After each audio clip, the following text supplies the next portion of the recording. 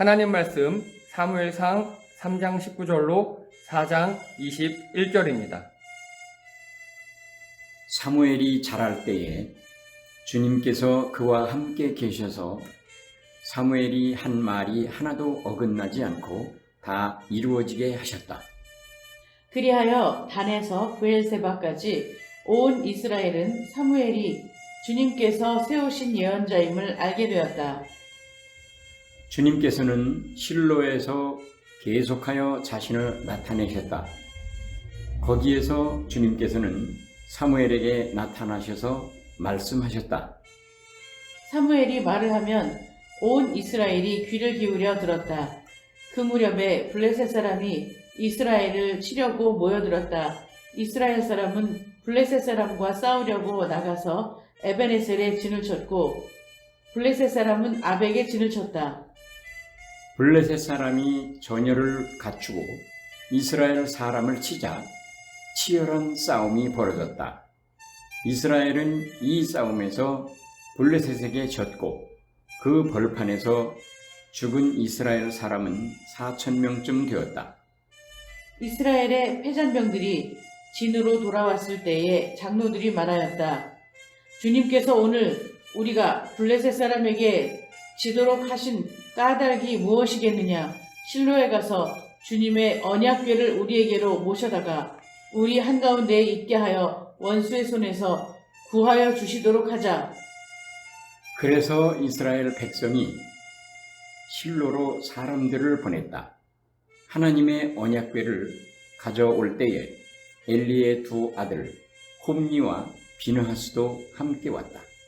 주님의 언약궤가 진으로 들어올 때에 모든 이스라엘 백성이 땅이 진동할 정도로 크게 환호했다. 블레셋 사람이 그 환호하는 소리를 듣고 저 히브리 사람의 진에서 저렇게 환호하는 소리가 들리는 까닭이 무엇이냐 하고 묻다가 주님의 궤가 진에 들어갔기 때문이라는 것을 알았다. 블레셋 사람이 두려워하면서 말하였다. 이스라엘 진에 그들의 신이 들어갔다. 그래서 그들은 외쳤다. 이제 우리에게 화가 미쳤다. 일찍이 이런 일이 없었다. 우리에게 화가 미쳤는데 누가 저 강력한 신의 손에서 우리를 건질 수가 있겠느냐? 그 신들은 광야에서 온갖 재앙으로 이집트 사람을 쳐서 죽게 한 신들이다. 블레셋 사람들아, 대장부답게 힘을 내어라. 그렇지 않으면 히브리 사람이 우리의 종이 되었던 것처럼 우리가 그들의 종이 될 것이다. 너희는 대장부답게 나가서 싸워라. 그런 다음에 블레셋 사람이 전투에 임하니 이스라엘이 져서 제각기 자기 장막으로 달아났다. 이스라엘은 이때에 아주 크게 져서 보병 3만 명이 죽었다. 하나님의 궤를 빼앗겼고 엘리의 두 아들 홈니와 비나스도 이때 전사하였다. 어떤 베냐민 사람이 싸움터에서 빠져나와 그날로 실로에 이르렀다. 그 사람이 왔을 때에 엘리는 길가 의자에 앉아서 길을 내다보면서 마음속으로 하나님의 궤를 걱정하고 있었다. 그 사람이 성읍에 이르러서 소식을 전하니 온 성읍이 두려워하며 슬피 울부짖었다.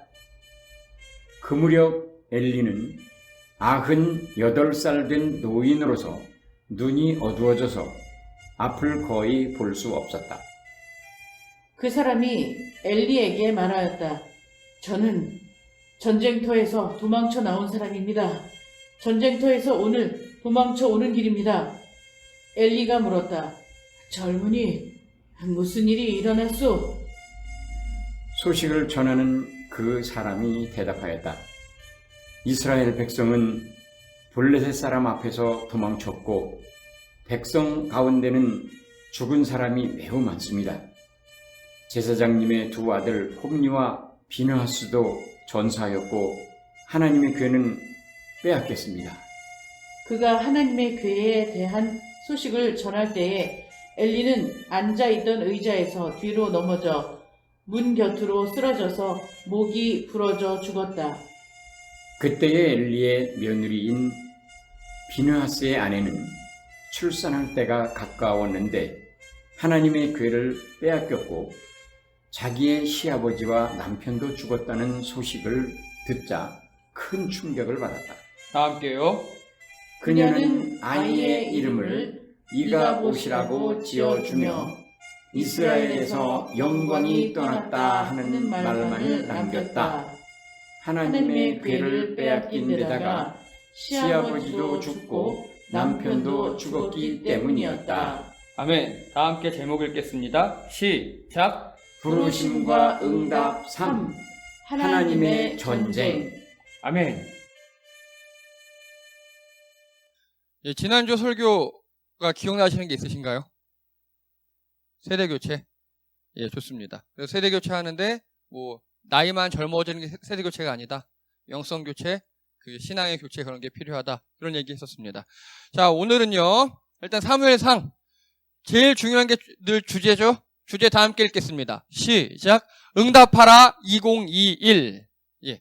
그래서 오늘 우리가 어떻게 응답해야 하는가? 성경을 통해서 그 당시에 어떻게 하나님의 부르심에 응답했는지 보고, 그러면 오늘 우리는, 예, 이게 주제입니다.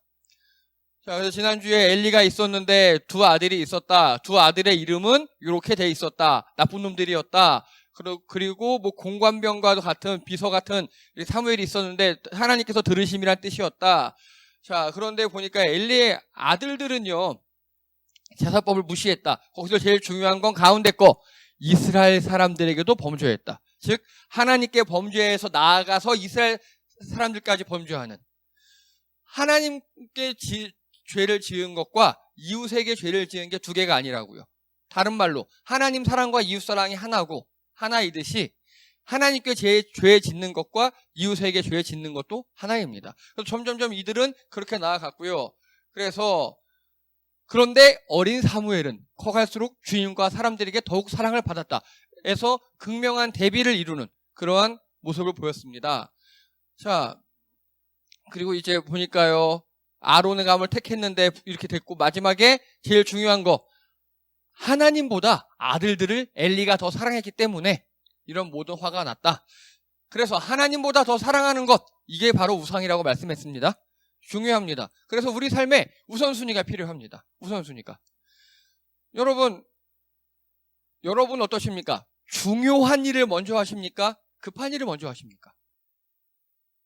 이거 잘 생각해 보셔야 합니다. 여러분 삶이 정돈되지 않고 뭔가 바쁘고 맨날 치이는 거 그렇습니까? 그러면요, 중요한 것과 급한 게 혼재되어 있어서 그래요. 그래서 급한 일이라는 거는 내가 당장 해야 될 거, 임박한 거 이런 거잖아요. 그런 게 나오지 않도록, 즉 내가 중요한 일을 할 수 있도록 급한 일을 없애야 돼요. 아니, 어쩔 수 없이 부득이하게 급한 일이 생길 때가 있잖아요. 그런 거 말고, 예를 들어서 아침 8시까지 출근이에요. 8시에 집에서 나가야 돼요. 그러면 여유롭게 해서 내 중요한 걸 할 수 있는 시간을 확보하면 돼요. 그런데 7시 반에 일어나서 초치기 하는 것처럼 씻고 후룩 맞고 밥도 제대로 못 먹고 8시 땡 치면 헐레벌떡, 여자분들 같은 경우는 머리에 막 말고, 남자분들은 넥타이 손에 들고 들고 뚜스락 뛰어나간다. 이렇게 하면요, 중요한 걸 못해요. 늘 급한 것만 하게 됩니다. 그래서 급하지 않도록 미리미리 해놔야, 시간을 확보해놔야 중요한 일. 여러분 아침 먹는 거 얼마나 중요합니까? 아침에 또 내 외모 같은 거 이쁘게 하는 거 얼마나 중요합니까? 아침에 스트레칭 한번 하는 거 얼마나 중요합니까? 급한 걸 미리미리 해놔야 중요할 때 중요한 걸 할 수 있습니다.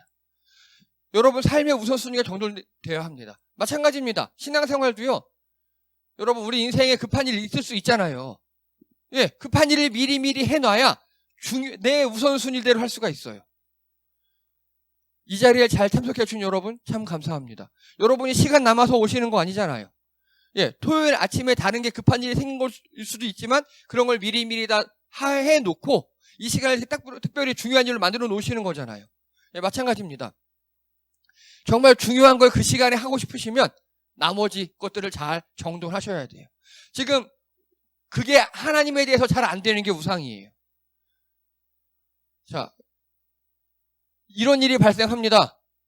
갑자기 누군가 불러요. 사무엘이 인식 못해요. 엘리한테 갔더니 엘리도 3번이나 몰라요. 나중 돼서 엘리가 하나님의 부르심이라는 걸 인식해요. 이런 상황이었어요. 그래서 이 다 죽을 거라고, 엘리와 홈리피 다 죽을 거라고 하나님 말씀해 주셨고요. 결국 이제 말씀하는 체계가 바뀌었어요. 순서가. 엘리는요, 하나님 우선이 아니었고 아들들 우선이었죠. 그러니까 하나님도 엘리 우선이 아니에요. 이제 사무엘로 순서가 바뀐 겁니다. 그래서 사무엘에게 말씀하셔서 엘리에게로 가는 역전현상이 일어납니다. 자, 물론 엘리에서 2 아들로 이렇게 세대 교체를 했지만 젊어진 것 뿐이에요. 젊다고 세대 교체가 아니라고 말씀드렸습니다. 젊은 꼰대도 많다고 말씀드렸습니다. 그래서 영성 교체, 신앙 교체가 필요하다. 이게 지난주 결론이었어요. 이게. 자, 그리고 그걸 잘했던 사람들, 마틴 루터, 존 칼빈, 칼바르트 이런 분이 있었습니다. 자, 단순히 세대 교체가 아니라 영성 교체, 신앙 교체가 필요하고, 이게 우리말로 하면 성경적 가치관 회복이에요. 마음의 중심을 성경적 가치관을 잡는 것, 그게 영성 신앙의 회복 교체입니다. 그리고 엘리 관점에서 보면요, 엘리는 대제사장이었고 뭐 높다는 뜻이었고 평가, 사무엘에게는 좋은 스승이었으나 아들들에게는 나쁜 아빠였어요. 결국 하나님보다 아들들을 더 사랑한다고 했지만 그게 아들들을 더 망치는 길이었다고요. 이거 잘 생각하셔야 돼요. 여러분, 우리 삶의 우선순위가 정리되지 않으면 이런 일이 발생해요. 결론이 이렇게 됩니다. 결국 내가 하나님보다 우리 아들들 우쭈쭈 너무 기쁘고 귀여워하는 것 같지만 그게 결론을 아들들을 망치는 거고 나와 내 아들들이 모두 하나님께 버림받는 길이라고요. 여러분, 우리 삶이 정돈되지 않으면 이렇게 됩니다. 여러분, 중요한 거 급한 거 잘 정돈하셔야 합니다. 자, 그런데 사무엘은요, 이렇게 시작을 했어요. 그런데 약 3살 때 부모 떠났습니다. 저 떼고 3살 때부터 엘리 할아버지랑 사는 거예요. 근데 나쁜 삼촌들이 이상한 집 보고 자랐어요. 홈리와 비느하스. 나쁜 삼촌들이 이상한 집 보고 자랐죠. 영적으로는 둔감한 엘리 할아버지, 하지만 나한테 잘해주긴 해요. 즉 제사장의 역할은 잘 못하는데 인간적으로 잘해주긴 한다고요. 인간적으로는. 하나님의 임재 환상 같은 걸 본 적이 없어요. 예. 제대로 된 교육을 못 받은 거예요. 자, 환경만 놓고 보면 사무엘은 최악이에요. 여러분, 환경 탓하시면 안 됩니다. 그건 아주 어릴 때 문제고요. 어느 정도 커셔서 좀 연배가 됐다, 특히 뭐 만 15세 이상 됐다, 환경 탓하시면 안 돼요. 우리 집이 흙수저라서 사무엘 보세요. 흙수저도 아니에요. 완전 엉망진창이었어요. 근데 사무엘은 이 와중에서도 하나님을 만나고 결국 일을 냅니다. 그게 이제 오늘 이야기로 갑니다. 자, 우리 19절부터 21절입니다. 이렇게 보면요, 이제 여러분들도 성경 말씀 보실 때 이런 거 보시면은 뭔가 반복된다 그럼 한번 찾아보세요. 보세요. 아래 위에 비슷한 게 반복되죠. 위에 보니까 임마누엘, 하나님이 사무엘과 함께 하셨다. 그래서 사무엘의 말에 권위를 주셨대요. 밑에 보세요. 하나님께서 사무엘과 함께 하셨다. 그런데 이번에는 하나님께서 사무엘에게 말해줬대요. 늘 같이 했고 하나님과 사무엘이 서로 말로 교통했다, 이런 뜻이죠. 그러면 뭐가 제일 중요한 거라고요? 이제 가운데 거. 예, 이게 제일 중요한 겁니다. 이게 뭐냐? 가운데 보시면 그리하여 단에서 브엘세벨까지 온 이스라엘은 사무엘이 주님께서 세우신 예언자임을 알게 되었다. 이게 참 엄청난 건데요. 이스라엘 사람들이 사무엘이 예언자임을 인식하게 됐대요. 자, 여러분, 예언자가 뭡니까? 예언자. 우리 보통 예언하면 미래의 일을 예측하는 걸 얘기하잖아요. 성경에서는 그것도 포함합니다. 근데 2가지예요, 성경에. 예언자는 뭐냐? 미래의 일을 맡은 자 1. 이 2는요, 여러분, 예금 하면 돈을 맡기다라는 뜻이잖아요. 예, 예언하면 말씀을 맡기다 라는 뜻도 있어요. 그래서 예언자는 2가지예요. 1번, 미래의 일을 맞추는 사람. 2번, 하나님의 말씀 맡은 자. 이게 예언자예요. 이해되시죠? 요거 히브리어로 달라요, 2개가. 그래서 사무엘의 예언자는요, 미래를 맞춘다가 아니에요. 말씀 맡은 거예요. 이게 대단한 겁니다. 왜 대단한 거냐? 자, 엘리의 직분이 뭡니까? 제사장이죠. 대제사장. 제사장은요, 사람들의 이런 재물이나 예배를 가지고 하나님께 올라가는 자예요. 이해되시죠? 사람들을 뜻을 모아서 하나님께 올라가는 게 제사장이에요. 예언자는요. 하나님의 말씀을 들어서 사람들에게 이야기하는 게 예언자죠. 다르죠, 방향이. 자, 그런데 사무엘은요, 무려 몇백 년 만에 나타난 예언과 제사장을 겸하는 사람이에요. 모세 때 갈라졌죠. 모세 때. 모세는 예언자 선지자였어요. 제사장이 아니에요, 모세는. 제사장 역할을 누가 했어요? 모세 형 아론이 했죠. 그때 갈라졌어요, 그렇게. 근데 그게 다시 하나로 합쳐진 거예요. 하나로. 사무엘은 그만큼 위대한 사람입니다. 위대한 예언자 선지자였으며 또 제사장이기도 했어요. 예언자와 선지자와 예언자, 선지자, 여기다가 왕을 더해요. 그럼 이분이 누굽니까? 그게 바로 예수님이에요. 그게 바로 예언자이며 선지자이며 거기다 왕. 오늘 사무엘이 이제 이렇게 출발을 합니다. 사무엘이 이렇게 출발을 하는데 사무엘이 말을 하면 온 이스라엘이 귀를 기울여 들었다라고 1절에 나와 있어요. 그게 뭐냐? 사무엘에게 영적 권위가 생긴 겁니다. 즉 사무엘의 말을 사람들이 누구의 말로 인식했다고요? 하나님의 말로 인식한 겁니다. 이걸 영적 권위라 그래요. 여러분, 여러분께 꼭 권해드립니다. 여러분, 영적 권위를 가지신 분들이 되기 원합니다. 여러분들이 제발 부디 영적 권위를 가지신 분들이 되기 원합니다. 우리 교회도 마찬가지예요. 우리 교회들이 영적 권위를 가져야 해요. 그런데 그게 땅에 떨어졌어요. 여러분들께 적용해 보겠습니다. 여러분이 교회 다니시고 예수님 믿는다는 거 주변 사람들이 아십니까?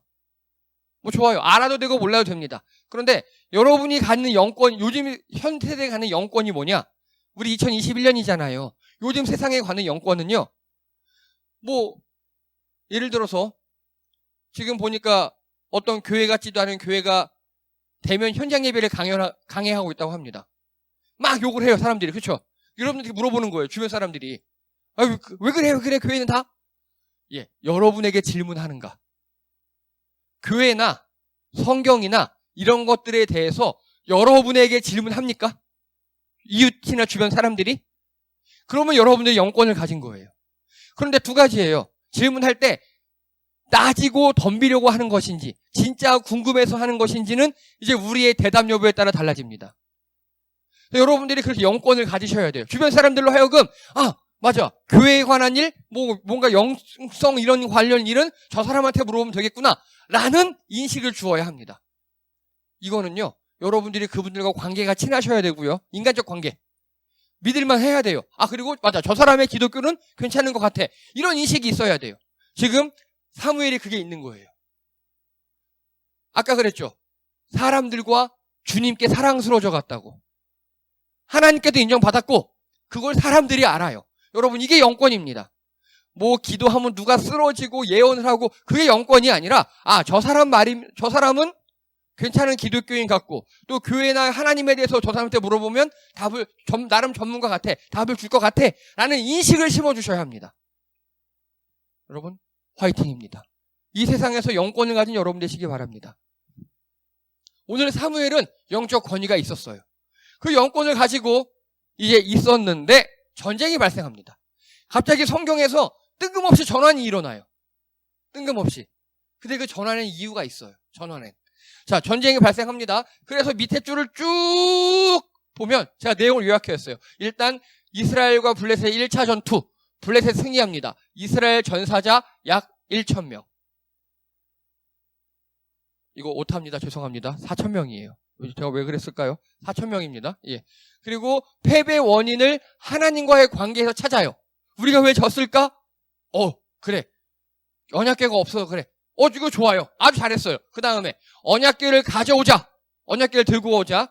그리고 관리인인 홈니와 비느하스도 같이 데리고 와야 됩니다. 그리고요, 이스라엘 군대가 사기 충천합니다. 사기가 올라요. 와, 이기겠다. 언약궤가 들어왔으니까. 반대로 블레셋 군대는 사기가 급락해요. 우리 졌다. 쟤네 너무 잘하는 애들인데 우리 졌어. 이러고 있습니다. 그런데 의외로 블레셋 대승을 하고요. 이스라엘 전사자 약 3만 명. 언약궤 빼앗김, 홈리 비느하스도 죽었어요. 이 소식을 들은 엘리도 급사하고요. 또 비느하스 아내도 사망합니다. 출산하면서 애 이름을 이가봇이라고 지어놔요. 이가봇. 이가봇은 하나님이 우리를 떠났다 뭐 이런 뜻이에요. 이게 스토리입니다. 이게 스토리. 이 스토리에서 우리가 관점을 좀 다르게 볼게요. 오늘 제목이 뭐죠? 하나님의 전쟁입니다. 하나님의 전쟁. 그 관점으로 한번 보도록 하겠습니다. 먼저 패배의 원인을 하나님과의 관계에서 찾았어요. 이거 잘한 겁니다. 맞아요. 잘한 거예요. 우리 이스라엘이 왜 졌지? 우리와 하나님과의 관계 속에서 뭔가 문제가 있나 보다. 잘했어요. 잘했어요. 즉 하나님이 우리 전쟁에 안 도와주셔서 우리가 진 거야. 여기까지 문제는 잘 딱 도출해냈어요. 문제 인식은 좋아요. 그런데 이거 보십시오. 언약궤를 가져오자. 이게 말이 됩니까? 언약궤를 가져오자라는 소리는요. 하나님과의 관계가 어떻게 된 거냐면요. 언약궤는 실로에 있고 우린 에베네셀을 전투하니까 하나님과 우리가 물리적으로 떨어져 있으니까 진 거야. 그거예요. 말이 됩니까 이게? 말이 됩니까? 말이 안 돼요. 여러분 여호수아가 그 가나안 땅을 정복할 때 언약궤는 실로 한가운데 가만히 있었고요. 남부까지 다 점령했어요. 그때는. 여러분 하나님하고 우리하고 물리적으로 멀리 떨어져 있다고. 물론 사람 사이에는 물리적으로 멀리 떨어져 있으면 정이 떨어지고 약해지고 해요. 근데 하나님도 그런가요? 아니잖아요. 하나님은 우리 안에 계시고 세상 어디에도 계시잖아요. 이들이 하나님을 모르는 거예요. 하나님을 오해하는 거예요. 그리고 하나님을 데려와요. 하나님을 데려와요. 웃기는 일입니다. 자, 얘가 언약궤입니다. 딱 우리나라 옛날 가마처럼 생겼어요. 근데 가마는 이렇게 지고 가는 이 긴 짝대기가 밑에 있죠. 얘는 위에 있어요. 위에 있어요. 그리고 이게 뚜껑이거든요. 이게 뚜껑에 천사 두 천사가 날개로 이렇게 언약궤를 덮고 있는 형상이에요. 그리고 요 가운데 빈 공간 있죠. 여기에 하나님이 앉으신다라고 사람들이 생각을 했어요. 그래서 언약궤 자체가 하나님의 의자, 하나님의 보좌. 그리고 이렇게 보세요. 마치 가마처럼 이동이 편하게 돼 있죠. 왜냐하면 이들 40년간 뺑뺑뺑 돌았으니까. 이동하는 건 맞긴 맞아요. 근데 그거는 사람들에게 편하게 주려고 이동한 거예요. 근데 이제 함부로 막 이동하기 시작합니다. 근데 요게요. 이 그림이 뭐냐면요. 팔미라라고요. 여러분 페트라 아십니까? 페트라? 예, 시리아에 있는 그 바위 같은 거 깎아서 만든 신전 있잖아요. 되게 멋있는. 페트라 같은 팔미라예요. 팔미라의 부조에 보면요. 이렇게 언약궤가처럼 이동 성소가 있어요. 여기 보세요. 낙타 위에 텐트 같은 게 쳐져 있죠. 이게 이동 성소예요. 그 당시에 유목민들은요. 요렇게 낙타 위에다가 성소를 만들어 놨어요. 그들 신이 머무는 곳. 이거는 우리나라 그 검은 사막이랑 게임이래요. 그 게임 보니까 이거 보세요. 낙타 위에 이렇게 천막 같은 거 쳐놨죠. 이게 이동 성소예요. 이게 그 당시에는 흔한 거였어요. 흔한 거. 그러니까 지금 이 사람들이요. 이 유대인들이 이 유목민들 이방인들이 하는 걸 본 거예요. 지금. 저렇게 이동 성소가 가능하구나. 그래서 지 멋대로 언약궤를 갖고 와요. 지 멋대로. 자, 여러분 그 출애굽 때요.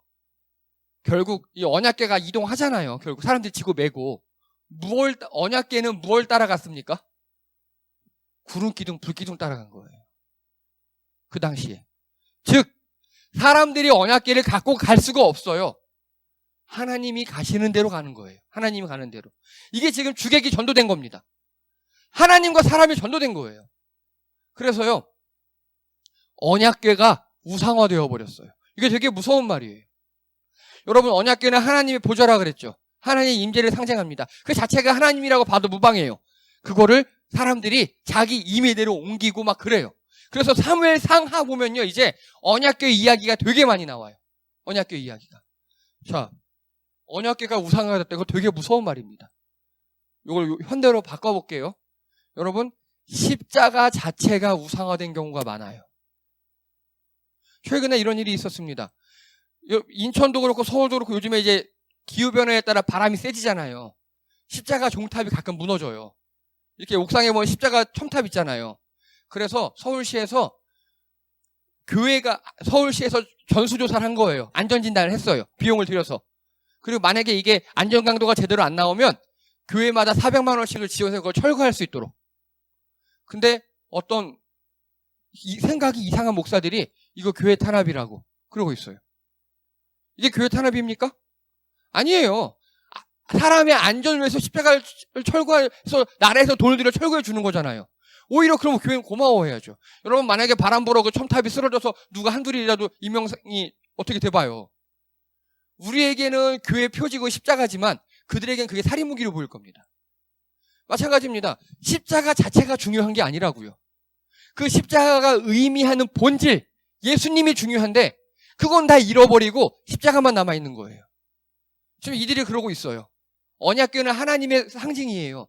하나님과의 나와의 관계를 해서 내가 어떻게 멀어졌고, 그래 우리 제사장들이 어떻게 헛짓거리를 했고, 홈리와 비나스 나쁜 놈, 엘리 나쁜 놈, 우리도 하나님께 제대로 가지 못했지, 중심이 흔들렸지, 우리도 말씀 제대로 안 받고 예배도 제대로 안 드렸지, 이렇게 나아가야 하는데 언약궤와 우리가 멀어져서 그렇구나. 언약궤만 갖고 오면 이겨.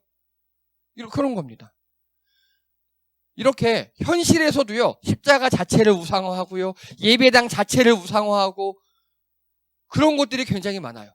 본질은 없어지고 그 기능, 부가 효과, 요거만 집중하는 것들. 여러분, 이때부터 이랬습니다. 하나님이 가만히 두지 않으셔요. 이게 혹시 뭔지 아십니까? 현재 느보산 위에 있는 놋뱀 형상이에요. 출애굽 시절에, 모세 시절에 사람들이 또 죄를 지어서 하나님이 뱀을 풀어 다 물게 했대요. 근데 이 모세 이렇게 여기 뱀 형상이 이렇게 있죠? 요거를 보고 모세가 만들어 놓고 이거를 보면 다 낫게 했대요. 그래서 이게요, 남아 있었어요, 원래는. 되게 신기하고 성스러운 일이잖아요. 여기서부터 이 뱀의 형상으로부터 그 구급차 뒤에 보면 이게 붙어 있어요, 다. 치료하는, 이게요, 히스기야 왕 때 일이 벌어집니다. 예, 히스기야 왕 때인데요, 사람들이 하나님께 나아가는 게 아니라 이 느후수단 요거 자체만 집중하는 거예요. 여기 왔다 막 예배 드리고 여기 와서 헌금 드리고 이거 뭐 영험하다고 막 만지고 이러고 있는 겁니다. 히스기야 왕이 과감하게 뽀개버려요. 그러면서 이렇게 선포합니다. 이거는 하나님의 뭐 상징도 아니고 아무것도 아니다. 그냥 놋조가리, 예, 느후수단이라 그래요. 이걸 느후수단, 놋조가리. 그런데 하나님이 기뻐하셨어요. 여러분 마찬가지입니다. 우리 안에 하나님 본질을 향한 그런 거 외에 형식 등등등 그런 것만 따지는 게 굉장히 많이 있을 수 있어요. 아까 느후수단처럼 그걸 우리가 없애나가야 합니다. 안 그러면 언약궤가 이렇게 우상화될 수 있어요. 예, 계속 해보겠습니다. 의외로 블레셋이 대승합니다. 이스라엘도 우리가 이길 줄 알았고 블레셋도 우리가 질 줄 알았어요. 근데 의외로 블레셋이 이깁니다. 그리고 언약궤를 빼앗깁니다. 아니, 이게 말이 됩니까? 언약궤를 빼앗긴 게? 언약궤를 빼앗겼다. 이거는 주어가 누굽니까? 주체가. 이스라엘이 언약궤를 빼앗긴 거죠. 그렇죠? 자, 이거 이렇게 보면 안 돼요. 주어를 누구로 봐야 된다고요? 이게 오늘 누구의 전쟁? 하나님의 전쟁. 그럼 주어를 누구? 하나님이요. 하나님께서 라고 주어를 봐야 돼요. 주체를. 그러면 어떻게 되느냐? 하나님께서 이스라엘을 패배시키고 떠나신 거예요. 이해가 되시죠? 요거 되게 중요해요. 자, 분명히 하나님의 전쟁이죠. 근데 이스라엘은 어떻게 했습니까? 패배했죠. 여러분께 질문합니다. 우리 삶에 우리가 망하고 우리가 아프고 우리가 잘 안 되는 것이 하나님의 승리일 수 있어요. 이해되십니까? 이스라엘 사람들은 이걸 지금 모르고 있는 거예요. 무조건 내가 승리해야 하나님이 승리한 거예요. 이스라엘 사람들은. 하나님과의 관계가 좋지도 않으면서 나의 승리와 하나님의 승리를 동일시하고 있어요. 아니에요.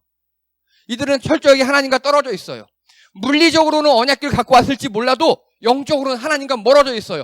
환상과 기적이 일어나지 않고 하나님의 말씀이 희귀한 그런 시대예요. 그러면 하나님의 승리와 나의 승리가 다를 수 있다고요. 여러분 어떠십니까? 하나님은 무조건 승리하십니다. 하나님은 승리하실 수밖에 없는 분이에요. 그런데 우리의 패배가 하나님의 승리일 수도 있고요. 우리의 승리가 하나님의 승리일 수 있어요. 그건 나와 하나님과의 관계성에 따라 달라진 겁니다. 여러분께 간곡히 말씀드립니다. 그런데 이거를 혼돈하고요. 내가 승리하려고 교회에 나오시는 분들이 되게 많아요. 내가 돈 많이 벌려고, 내가 건강해지려고, 내가 대박 날려고, 내가 어떻게 하려고, 그걸 내 승리로 보는 거예요. 내 승리가, 그래, 나는 하나님께 있으니까 난 승리할 거, 이렇게 보고. 아닙니다. 하나님은 철저하게 관계성을 추구하십니다. 우리와 하나님과 얼마나 친한가, 그게 하나님께 제일 중요해요. 그런데 인간은 그렇지 않고 이렇게 실수하고 있어요. 그래서 하나님의 전쟁에서 하나님은 승리하셨어요. 하지만 그 하나님의 승리가 이스라엘의 패배라고요. 정말 하나님의 승리가 우리의 승리 되기 원합니다. 여러분, 하나님과 붙어 있으시기 바랍니다. 하나님, 성경적 가치관으로 중심을 잡으시기 바랍니다. 그게 안 되면 우리의 패배가 하나님의 승리가 될 수 있다니까요. 그리고요, 엘리 가문을 멸망시키셨어요. 지금 다 죽었죠, 지금. 다 죽었어요. 본인도 죽고, 두 아들도 죽고, 남은 건 이제 막 태어난 아빠, 엄마 없는 애 하나. 이가봇이라는 애 하나. 엘리 가문이 멸망됐습니다. 하나님께서 멸망시키신 겁니다. 그리고요, 이게 다 하나님의 승리라고요, 이게. 이스라엘이 망하고 엘리 가문이 망한 게 하나님의 승리라고요. 여러분, 부디 하나님과 붙어 계시기 바랍니다. 성경적 가치관으로 중심을 잡으려고 노력하시기 바랍니다. 그래서 우리의 승리가 하나님의 승리가 되길 원합니다. 이제 결론입니다. 여러분, 다 함께 읽겠습니다. 시작! 영적 권위를 구하라. 여러분이 영적 권위를 갖는 것을 간구하시기 바랍니다. 기대하시기 바랍니다. 그래서 마음의 중심을 잡고 하나님과 친한 자에게 주는 것입니다. 이웃에게 인정받는 거예요. 이웃들이 여러분에게 물어봐요. 야, 이건 왜 이래? 쟤네들 왜 저래? 그래야 여러분들이 선한 영향을 끼칠 수 있습니다. 영적 권위를 갖는 여러분 되시기 바랍니다. 또 읽겠습니다. 시작! 본질에 집중하라. 예, 피상적인 효과에만 집중하면요, 소중한 것들이 우상화될 수 있습니다. 엘리가 그랬죠. 여러분, 본질에 집중하셔야 합니다. 그래서 결국요, 제일 마지막 절에 보니까요, 그 비느하스의 아내가 애 하나 낳고 죽었잖아요. 그렇죠? 자, 한번 생각해 보세요. 우리 바로 전전 시간에 한나가 간신히 애 하나 낳았죠. 한나가. 근데 한나에게 사무엘은요, 희망이고 하나님의 축복이고 능력이었어요. 똑같은 아들인데 기도하고 준비하고 그렇게 하나님과의 해결 보고 낳은 아들은 내 희망, 내 힘, 축복의 통로가 됐어요. 그런데 하나님과 떨어져서 낳은 아들은요, 멸망이고 이제 얘는 고아로 자라야 되고 하나님이 떠났다, 이름이 이렇게 돼버렸어요. 똑같은 아들인데 이렇습니다. 달라요. 똑같은 아들인데 하나님과의 관계성에 따라 아들의 이름이 달라져요. 여러분, 하나님과 늘 붙어 계시기 바랍니다. 그게 기독교의 본질입니다. 또 읽겠습니다. 시작! 하나님과 동행하라. 예, 하나님께 붙어 있어라. 성경적 가치관을 중심을 잡아라. 다 똑같은 말입니다. 하나님의 승리가 나의 승리가 될 수 있도록 붙어 계셔야 합니다. 이게 떨어지면 하나님께서 나를 패배시킬 수도 있어요. 하나님께서 교회를 패배시킬 수도 있습니다. 하나님과 동행하시는 여러분 되기를 주님의 이름으로 축복합니다. 기도합니다. 할렐루야. 하나님, 우리가 하나님과 붙어있기 원합니다. 본질에 집중하기 원합니다. 하나님의 그 전쟁에서 승리하시는 것이 우리의 승리가 되기 원합니다. 나의 승리가 하나님의 승리가 되게 도와주시옵소서. 성경적 가치관으로 마음의 중심을 잘 잡기 원합니다. 그래 우리가 이 땅에서 영적 권위를 갖고 이웃들에게 하나님의 말씀을 전하는 축복의 통로 되게 도와주시옵소서. 하나님, 성경 말씀 보기 원합니다. 그 말씀의 거울로 나 자신을 보기 원합니다. 그리하여 우리의 승리가 하나님께 영광이 되고 기쁨이 되게 도와주시옵소서. 감사드리며 예수님의 이름으로 기도드립니다. 아멘.